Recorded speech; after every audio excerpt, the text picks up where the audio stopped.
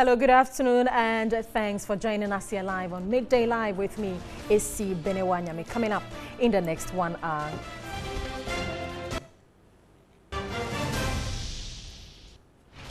Security services to stage counter-terrorism simulations dubbed Exercise Home Shield.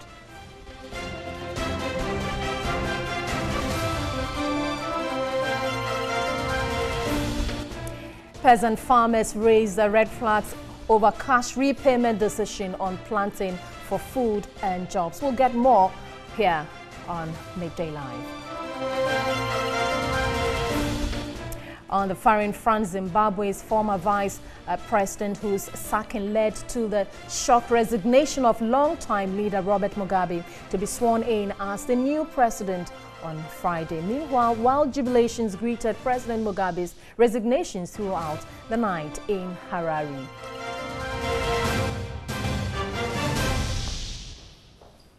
So we have sports and entertainment all coming up shortly in the next 1 hour. Stay with us. To our very first story, and Zimbabwe's the state broadcaster says former vice president whose sacking led to the shock resignation of longtime leader Robert Mugabe will be sworn in as a new president on Friday. It added Emmerson Mnangagwa, who fled to South Africa 2 weeks ago, would also fly home on Wednesday. His dismissal led to the ruling party and military to intervene and force an end to Mr. Mugabe's 37-year-long rule. The news sparked wild jubilations across the country late into the night. The announcement that the 93-year-old was stepping down came to the form of a letter read out in Parliament on Wednesday, abruptly halting impeachment proceedings against him.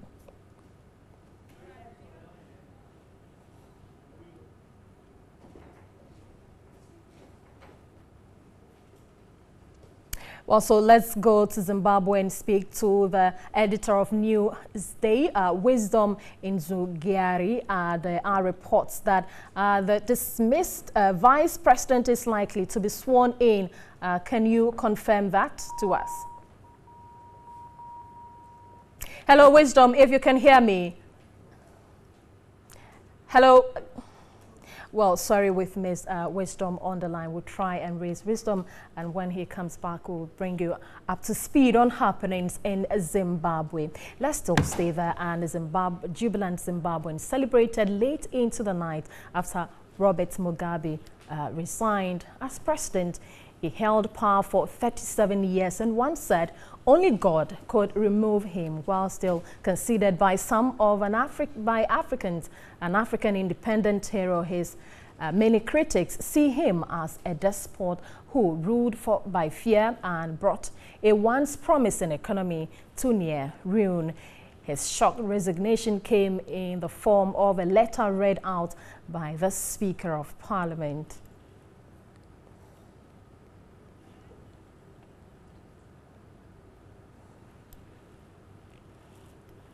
In other related news, Dean of the Armed Forces Command and Staff College, Dr. Vladimir Chidanso, has cautioned the Zimbabwean authorities to handle the transition with utmost care as it could trigger chaos. President Robert Gabriel Mugabe resigned his position as the president after 37 years of rulership on Tuesday afternoon. He spoke earlier on News 360.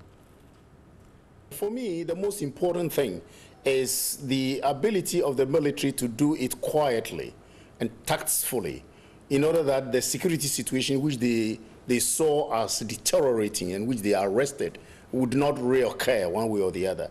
And I believe that even that speech you are referring to was also part of the tactical game. They allowed him to appear at the congregation. They allowed him to be showing as if he's in charge. But there were some little things in the speech you need to take cognizance of. Number one, he said, I am still the head of state. Absolutely. The military has pointed out some bad things towards me, and I accept them. We are still in dialogue. These were signs that I believe he was being exited tactfully. Let's get back to Zimbabwe and speak with the editor of Newsday, Wisdom Nzigari. And good afternoon, Wisdom. Thanks for joining us here on Midday Live. Well, if you can hear me, my question is, there are reports that the dismissed vice president is likely to be sworn in. Can you confirm this to us? Well, we've lost him again. We'll try and look more into this issue once we get him.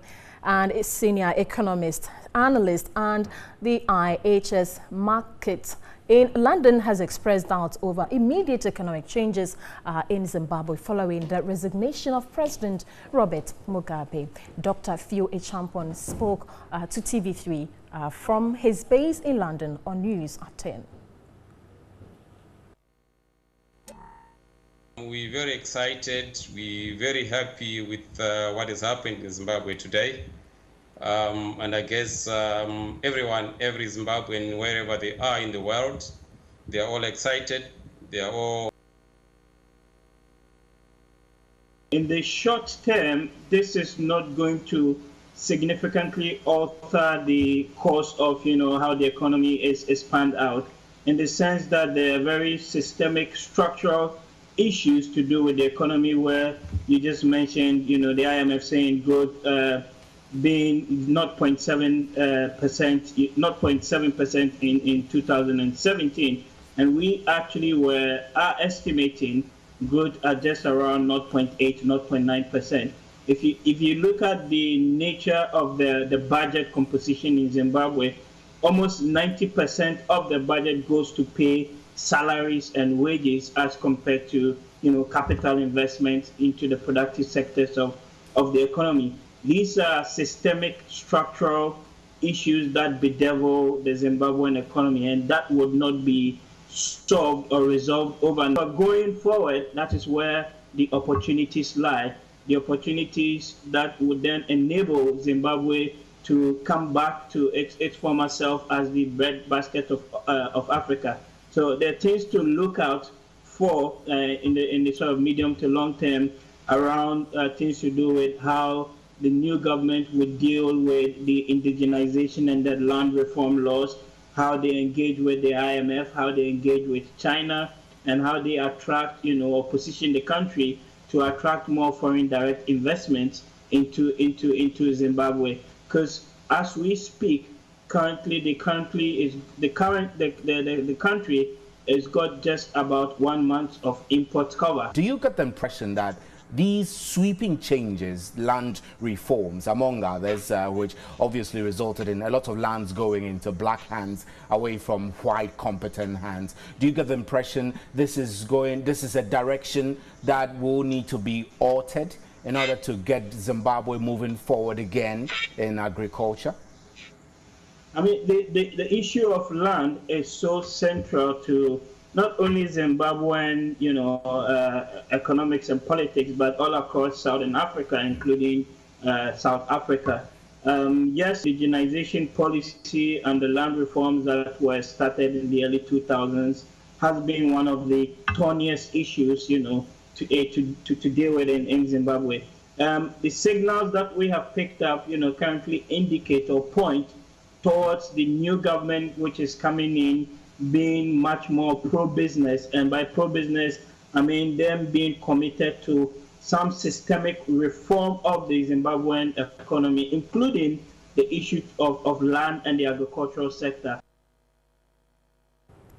Right now, though, let's get live on Skype and speak with Todd Mafirimbo, and he is a Zimbabwean human rights activist and host of Strategy Room on Zimbo Live TV. Good afternoon, Todd, and thanks for joining us. Good afternoon, and thank you for having me. Well, so Mnangagwa, an old ally of former Vice President Mugabe, is due to be sworn in. Are we to expect something different from him? Well, we hope so. We hope. We have to be hopeful because it's unfortunate, really, that we have not had the opportunity to hold a general election, but it's understandable due to the circumstances. Mnangagwa is part and parcel of ZANU-PF, the party that expelled Robert Mugabe which we hope is a sign of things to come. But we do know that Mnangagwa is more openly welcome to the wider world. You know, we know the West, communicate with Mnangagwa. They can speak with him. The East, are open to doing business with Mnangagwa. So we are hopeful, and we believe that the economy of Zimbabwe will recover.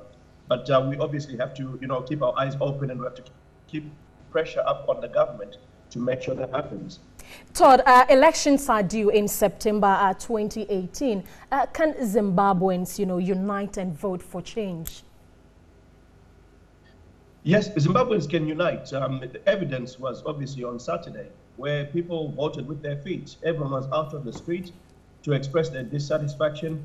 So yes, Zimbabweans can unite, and Zimbabweans can make a decision, to make the country move forward. We're very capable of that. Well, thanks so much for talking to us. I have been speaking with Todd Mafurimbo, and he is a Zimbabwean human rights activist and also a host of Strategy Room on Zimbo TV. Let's do other news now. And Director, Counter-Terrorism, Ministry of National Security, Commissioner of Police George Isiama, retired, has announced a multi-agency simulation exercise codenamed Exercise Home Shield to counter terrorism. The simulation exercise is to mimic real-life professional scenarios for an objective assessment of the capabilities of counter-terrorism response agencies. Terrorism is a serious security threat to international peace and security. It is a global menace which requires both national and international countermeasures. The threat posed by terrorist networks, organizations, and individuals has assumed dramatic shifts in its methodology and modus operandi. Hitherto, a phenomenon that was considered to be isolated. While Ghana has not directly experienced attack on home soil, sub-regional global trends and recent incidents in the neighboring states gives serious cause for concern. These threats and trends have necessitated the need for a holistic approach to preventing acts of terrorism. Terrorist acts culminate in crisis situations, requiring a multi-agency response. And this explains why our security services have embarked on a sensitization program to educate the general public and also to involve the responding agencies, security agencies, in regular capacity building sessions, including strategies beyond conventional warfare, to make us combat ready and even prepared and ever prepared to combat terrorist threats. Away from that, the Peasant Farmers Association of Ghana has asked government to rescind its unilateral decision to accept only cash repayment of inputs supplied to farmers under the Planting for Foods and Jobs.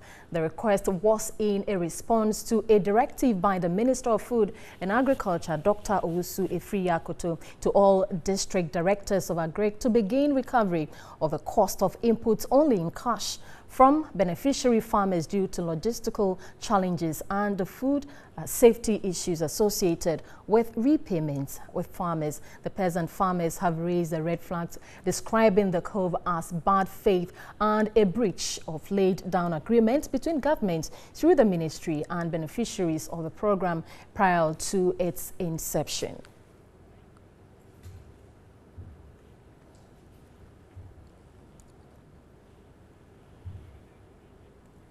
And right now, Joe, I have Charles Nyaba, and he is the program officer at the Peasant Farmers Association. He has joined me in the studio. I will also be speaking with Dr. Elias Amache, one of the farmers in the Ashanti region, on the same development. Good afternoon, Mr. Nyaba. Thanks for your time. Good afternoon. Well, let's get his thought. What hardship does this decision pose to the farmers? Thank you. I must say, when the issue came up and we're receiving calls from our members across the country, they want us to present their voice to the minister. Okay. I personally said I don't want to be the one to lead this campaign. but the pressure keep mounting that we cannot all come here and then get in touch with the minister. But this is a serious issue. The first question I asked was that the government is also purchasing the same produce through National Food Buffer Stock Company. Okay. So what is wrong if they say you should sell your produce and then bring the money? Well, Charles, hold on. Let's speak to Dr. Elias Amache. He is on the phone lines. And good afternoon, Dr. Amache. Thanks for joining us. Good afternoon, and thanks for having me. Well, so exactly how will this cash repayment decision be a hindrance? Thank you very much. During the beginning of the program, we were told, I am the head for Peasant Farmers Association of Ghana, Ashanti region. Yeah. And through me, all the farmers were notified that the introduction of planting for food and job creation is coming to help us both in production and in marketing. Okay. And so whoever produced was going to have readily available market for the produce. Through that, the government said, with the planting for food and job creation, it's taking half of the cost of the seeds and then the fertilizer, being NPK, urea, and then rice, seeds, corn, and the vegetables. We were told that after production, government will be paid either in cash or in kind. That's the surest way for which farmers could market our produce. Mm-hmm. It was against this background that most of us entered into the agreement and started the production.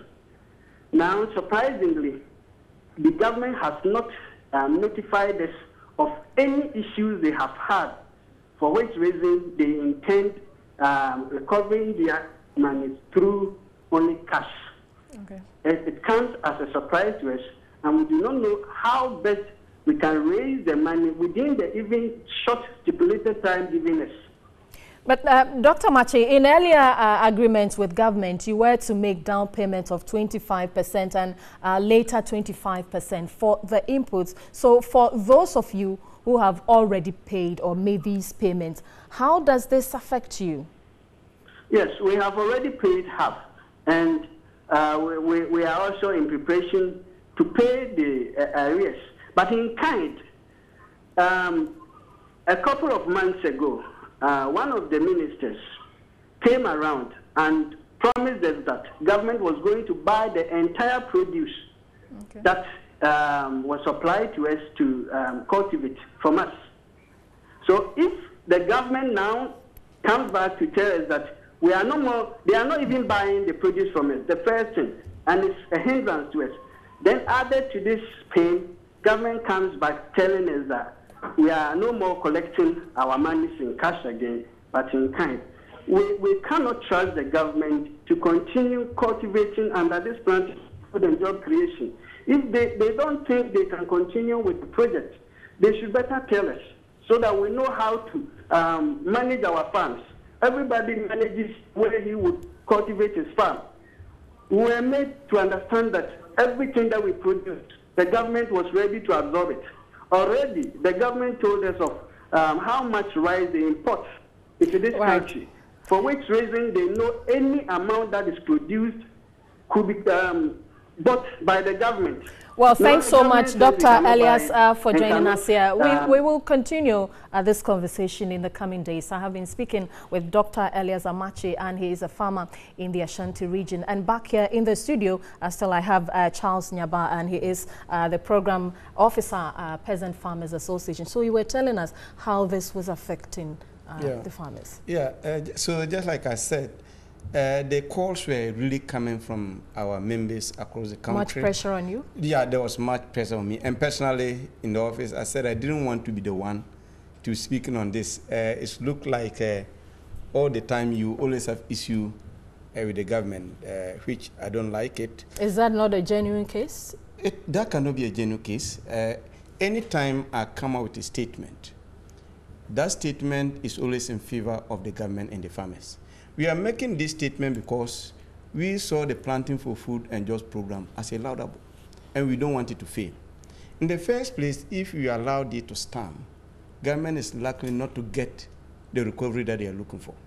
There are farmers who are already looking for excuses not to pay. Okay. So this is a clear opportunity for them to say that our produce were ready, but we didn't get market. That's why we are not paying all. So the point we are trying to make is that for us to be able to have this program successfully, sustainable, let's all look and see what kind of challenges can actually impose the progress of this program. And one of the challenges, as my colleague farmer said in Kumasi, is access to market. So if the program was to provide market for farmers, for what reason? Okay. Or what has happened that all of a sudden, when farmers have started aggregating their produce to pay, you came out with this directive without even notifying them. But you should be seeing dialoguing with government. Have you done that already? That's what I'm saying. Government have not even written to us. They've not told us anything. We only crossed the letter and also the discussions that are going on with the farmers at the district level, that they are no more accepting kind payment. You understand? The best thing for the government to have even done is that if you have identified some challenges that you feel receiving the produce in kind is going to pose on you, is to come back to the farmers to tell them that because of ABCD, we are all looking for the progress of the program. So if you're taking the repayment in kind, is going to affect us. So can we all agree that we should go this line? Government never did that. That's why we always say it's because of the farmers that we have the whole Ministry of Food and Agriculture.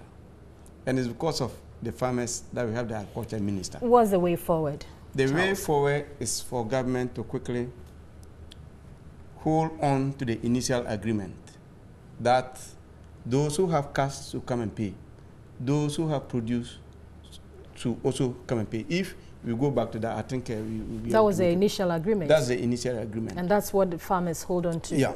And that's because that is what benefits you. Yeah, because not only benefit us, the farmers, but also to the government and sustainability of the program.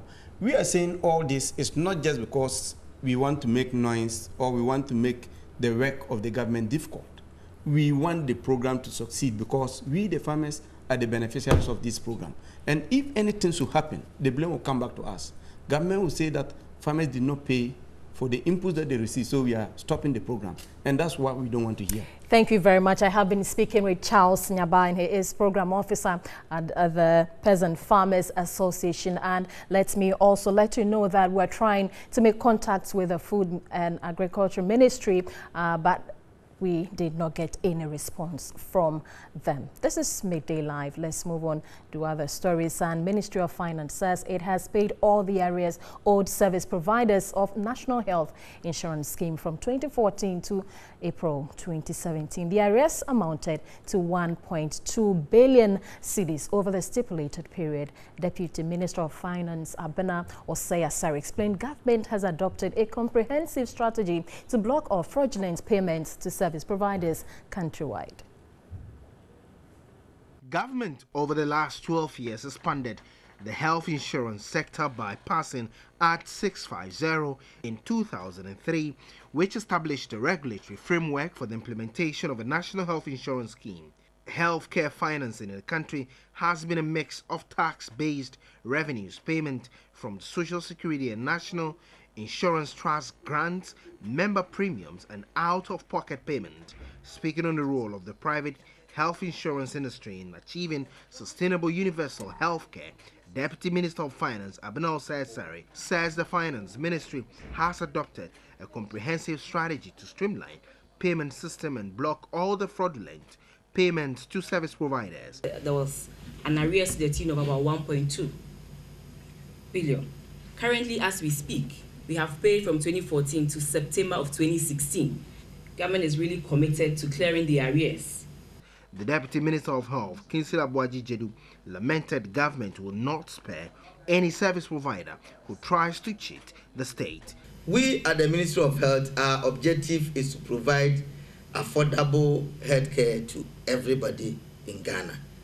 But if you want to continue this way, I'm afraid we may not be able to get far with the private health insurance. As much as 30% of the claims that we pay at the NHIA are fictitious. The president of the Private Health Insurance Association, Ronald Opong Adom, believes government's partnership with the private insurers will transform the health sector. To the education sector, the Ghana Education Service, GES, has refuted claims by the Conference of Heads of Assisted Secondary Schools, CHAS, the government subsidies are in arrears for 3 terms. A statement from the GES said CHAS and the Ministry of Education agreed on a payment plan which has been adhered.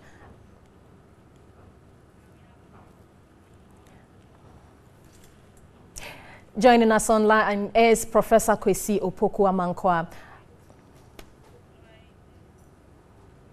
Well, joining us live is Professor Kwesi Opoku-Amankwah. He is the Director General of the Ghana Education Service. Good afternoon, Prof, and thanks for joining us.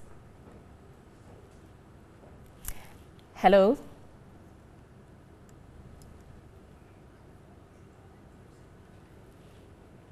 Well, let's do other stories and get back to Prof later.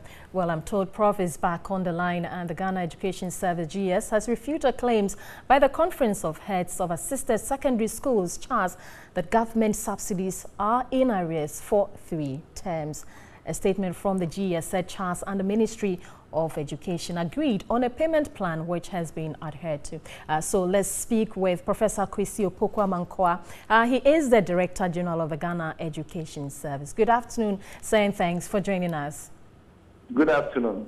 Well, so CHAS President Cecilia Kwakye Kofi recently raised issues over unpaid subsidies which have been in arrears for 3 terms. Is this the case, and what is being done about it? In reality, the subsidies that she's talking about constitute only 3% of the money that the parents are supposed to pay for the children. So, granted that the subsidies have not been paid, okay, are we saying that we can't run schools if you owe somebody or somebody owes you 100 cedis and then 3 cedis out of that money has not been paid to you? Are you saying that because of that you can't function? Just 3 cedis out of that, 3% out of that amount. Now these subsidies are piled up since 2015-2016 academic year. Well, so, Prof, how true also is it that the Ghana Education Service has also not submitted their claims? The schools, yes. Could I finish with the subsidies, then we'll go on to well, we can, yeah, you can do that. Yeah. Now, the subsidies are piled up since 2015-2016 academic year. And fortunately for us, the new government decided to clear all these subsidies. As we speak, the 2015-2016 academic year, 3rd term, has been cleared. 2016-2017, 1st term has been cleared.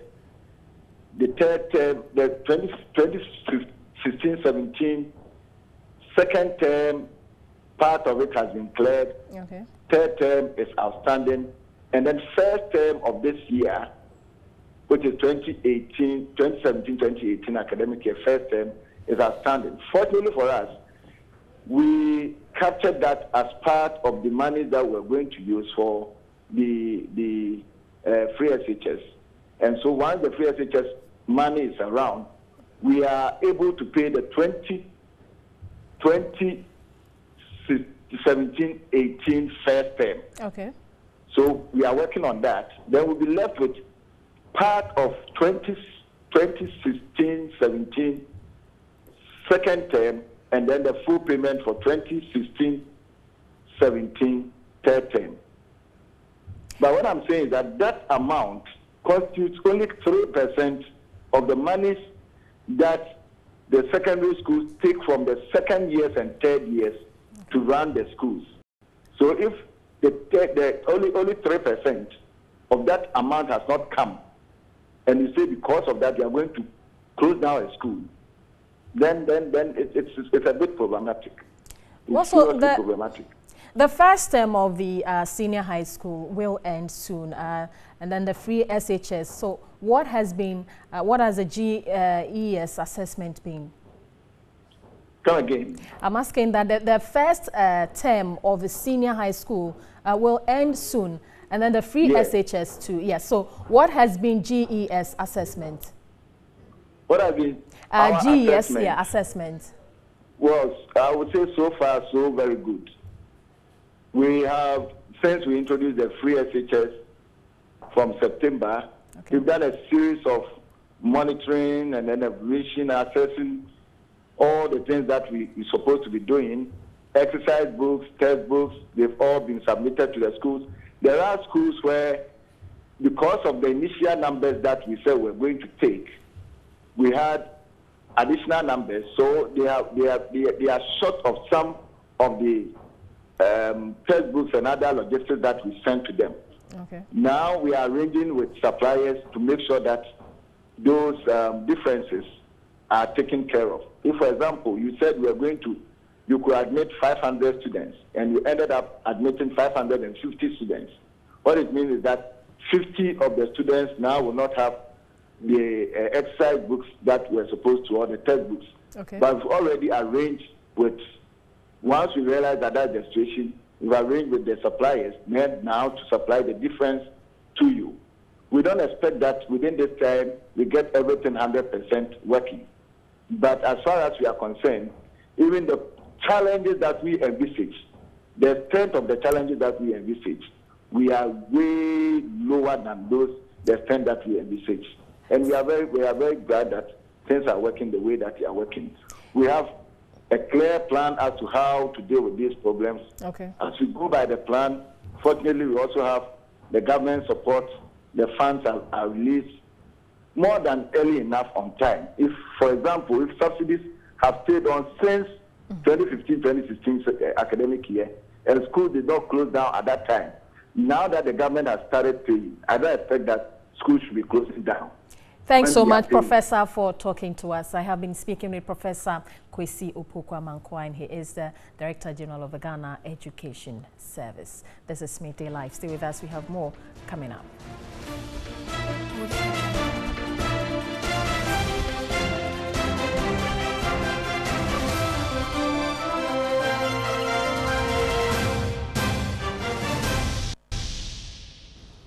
She grew up at a time when only males could ascend the throne of Denmark. However, an act of succession on 27th March 1953 allowed for the possibility of a female monarch.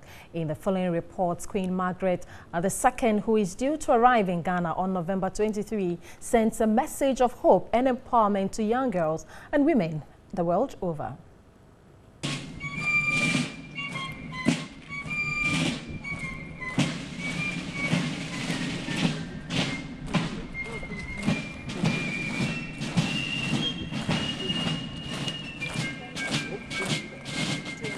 The fact that I have succeeded to my father is purely because my parents didn't have any sons, but our constitution was changed while I was still a little girl, and so I grew up knowing that I was going to succeed to my father, and I think it meant quite a lot for a lot of people that a woman could be head of state in Denmark, which had not been possible before.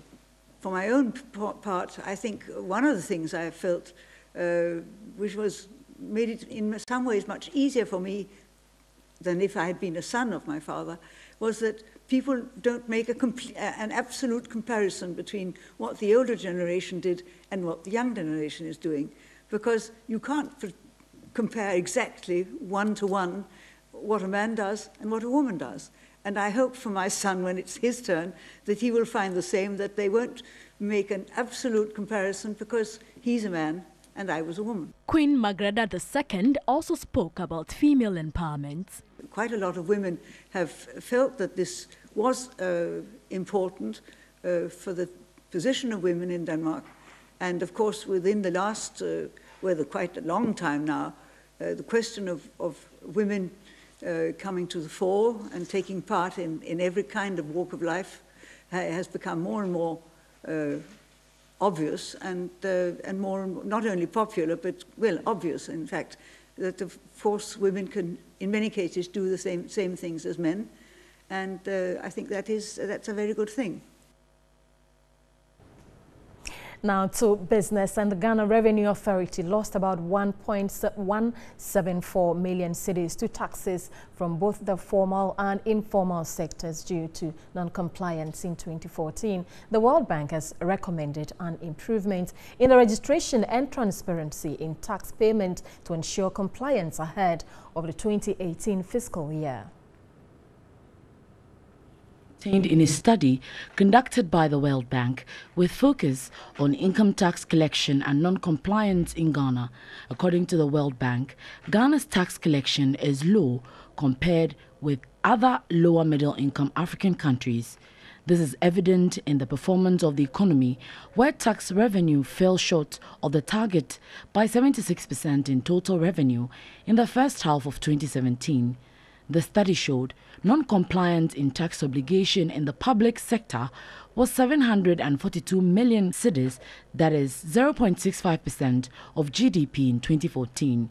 For the private sector, non-compliance was 432 million, 0.38% of GDP. A study like this will help the government to identify the areas they can still improve, and then when the system matures, they'll be less will be more efficient. And this is it's accumulation of empirical evidence that would help the government to improve the system. Revenue mobilization was key in government's 2018 budget statement.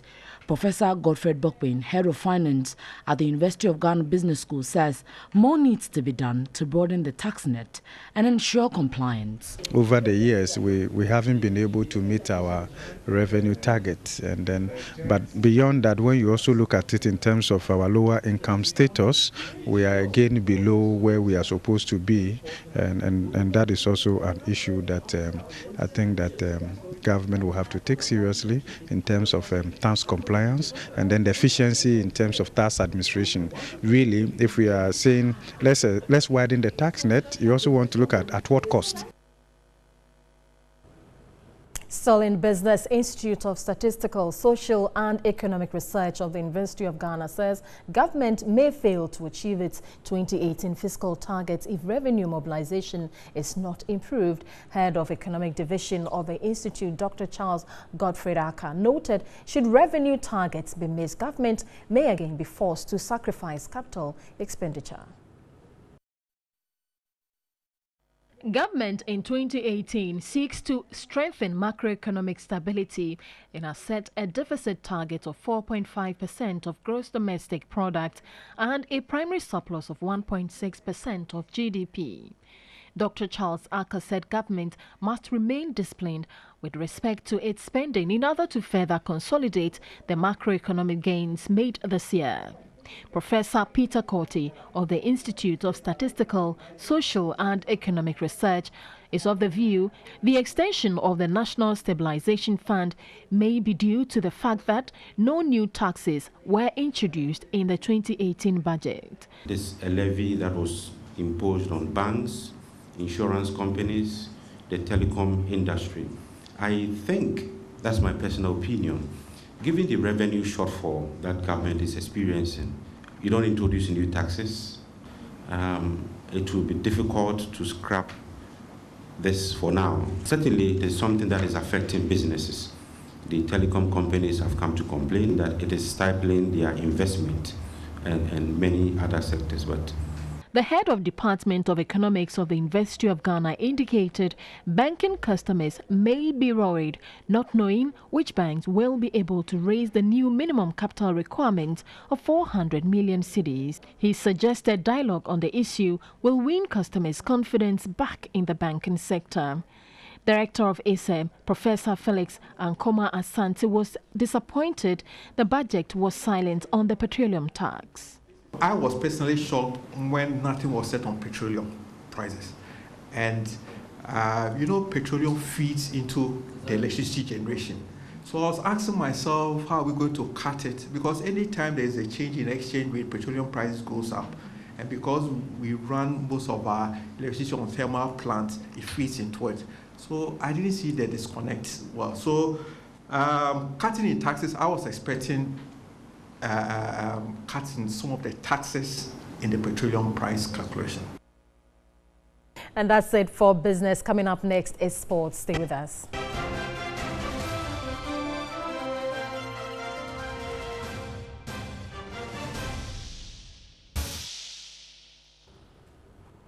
In entertainment this afternoon, we are hanging out with an audacious political personality.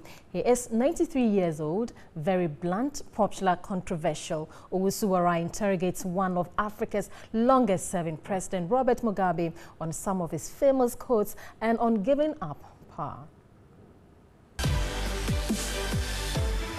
May I just ask you one question, sir? On what basis do you now regard yourself as president of Zimbabwe? On the same basis as Mr. Brown regards himself as Prime Minister of Zimbabwe. So, sorry. Precisely on that basis. Sir, you don't want your security man here to beat me up in front of you, I'm sure. Yeah, but don't ask stupid questions. Okay, but yes, he's an iconic character and needs very little introduction. President Mugabe. Well, he's the president of Uganda. That is a lie. Really? I'm president of Zimbabwe. Take your England and let me keep my Zimbabwe. That's a famous quote from Mugabe. It's your money, keep it. It's our land, we will take it. Balance. His alleged quotes are receiving massive publicity. Thank you for the publicity you have given me. That's what's up.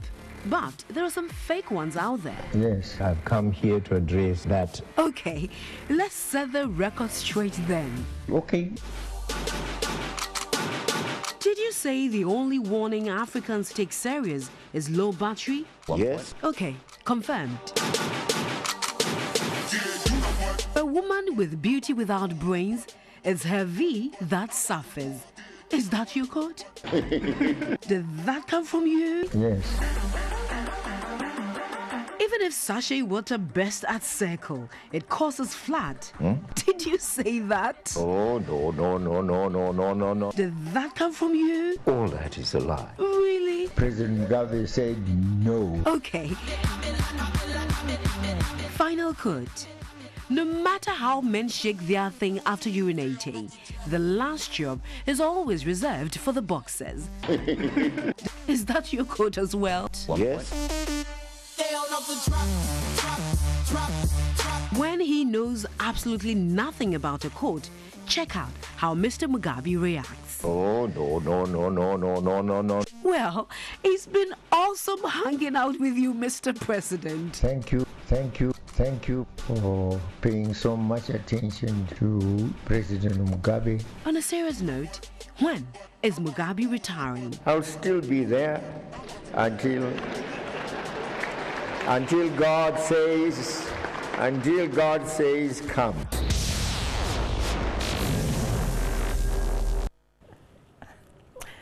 Neither I say more. Thanks for joining us. That's all we have for you by way of news this afternoon. Thanks so much for watching. My name is Esi Benewa Otu. Enjoy the rest of our programs.